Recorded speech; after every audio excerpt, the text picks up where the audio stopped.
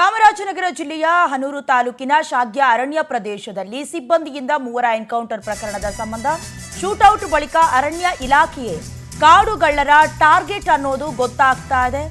ನಿಷೇಧಿತ ದಟ್ಟ ಕಾನನದ ಒಳ ಇರುವ ಕಳ್ಳ ಬೇಟೆ ತಡೆ ಶಿಬಿರ ಬ್ಲಾಸ್ಟ್ ಮಾಡಲಾಗಿದೆ. ಜಿಲೆಟಿನ್ ಕಡ್ಡಿಯನ್ನ ಬಳಕೆ ಮಾಡಿಕೊಂಡು ಸ್ಫೋಟಕ ಇಟ್ಟು ಕಳ್ಳ ಬೇಟೆ ಶಿಬಿರ ಪುಡಿ ಪುಡಿಯಾಗಿದೆ. 100 ಅಡಿ ಎತ್ತರದ ಪ್ರದೇಶದಲ್ಲಿ ಎಪಿಸಿ ಕ್ಯಾಂಪ್ ನಿರ್ಮಾಣವಾಗಿತ್ತು. ಅಲ್ಲಿ ನಿಂತ್ಕೊಂಡು ನೋಡಿದ್ರೆ 100 ಕಿಲೋಮೀಟರ್ ವ್ಯಾಪ್ತಿಯ ಚಿತ್ರಣ ಎಲ್ಲ ಕಾಣುತ್ತೆ, ಯಾರು ಬರ್ತಾರೆ ಯಾರು ಹೋಗ್ತಾರೆ ಅಂತ.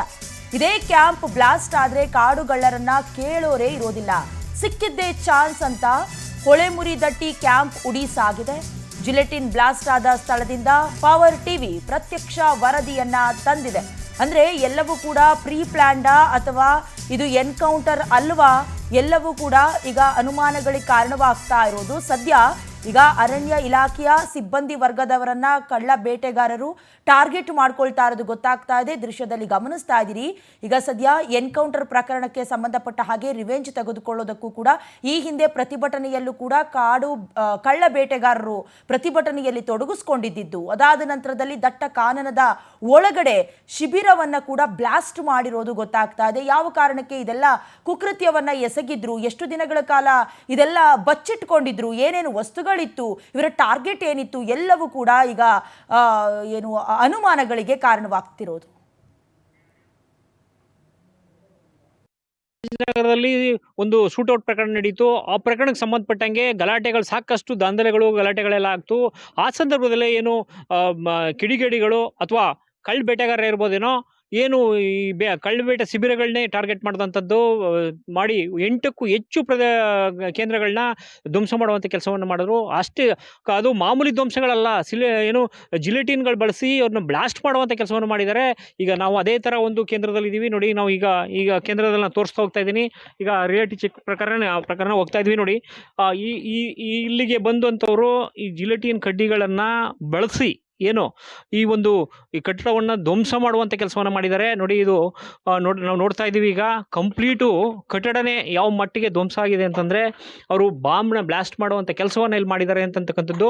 ಇದನ್ನು ಸಾಮಾನ್ಯ ಜನರಾಗಲಿ, ಮಾಮೂಲಿಯವರಾಗಲಿ, ಅವ್ರ ಕುಟುಂಬಸ್ಥರಾಗಲಿ ಮಾಡೋಕ್ಕಾಗಲ್ಲ. ಇದನ್ನು ಪರಿಣತಿ ಹೊಂದಿರತಕ್ಕಂಥವ್ರೇ ಮಾಡಬೇಕಾಗ್ತದೆ. ಯಾಕೆಂದರೆ ಈ ಒಂದು ಜಾಗವನ್ನು ನೋಡಿದ್ರೆ, ಈ ಮಟ್ಟಿಗೆ ಅದು ಬ್ಲಾಸ್ಟ್ ಆಗಿರೋದು ನೋಡಿದ್ರೆ ಕಟ್ಟಡಗಳು ನಿಜಕ್ಕೂ ಕೂಡ ಒಂದು ಬಾಂಬ್ ಬ್ಲಾಸ್ಟ್ ಆಗಿರೋದು ಇಲ್ಲಿ ಗೊತ್ತಾಗ್ತದೆ.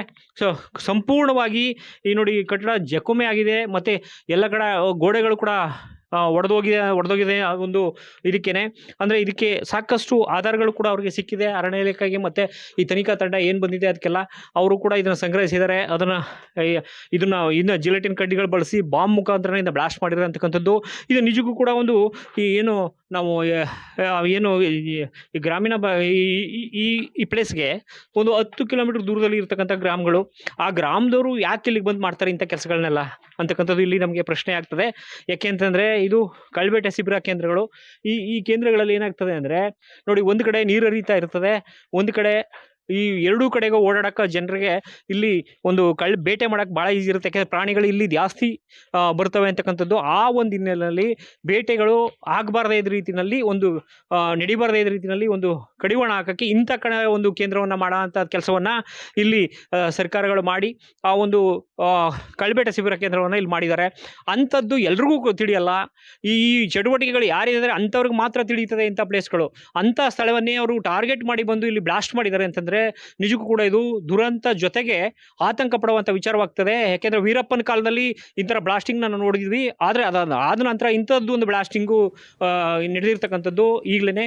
ಸೊ ಆ ಹಿನ್ನೆಲೆಯಲ್ಲಿ ಈಗಲಾದರೂ ಅರಣ್ಯಾಧಿಕಾರಿಗಳಾಗಿರಲಿ, ಪೊಲೀಸ್ ಅಧಿಕಾರಿಗಳಾಗಿರಲಿ ಈಗಲೇ ಎಚ್ಚರಿಕೆ ವಹಿಸಿ ಇದಕ್ಕೆ ಕಠಿಣವಾದ ಕ್ರಮ ವಹಿಸುವ ಮೂಲಕ ಇಲ್ಲಿ ಎಚ್ಚರಿಕೆ ವಹಿಸಬೇಕಾಗಿದೆ ಅನ್ನೋದನ್ನೇ ಹೇಳಬೇಕಾಗ್ತದೆ. Chamarajanagar Srinivasa Naik, power TV.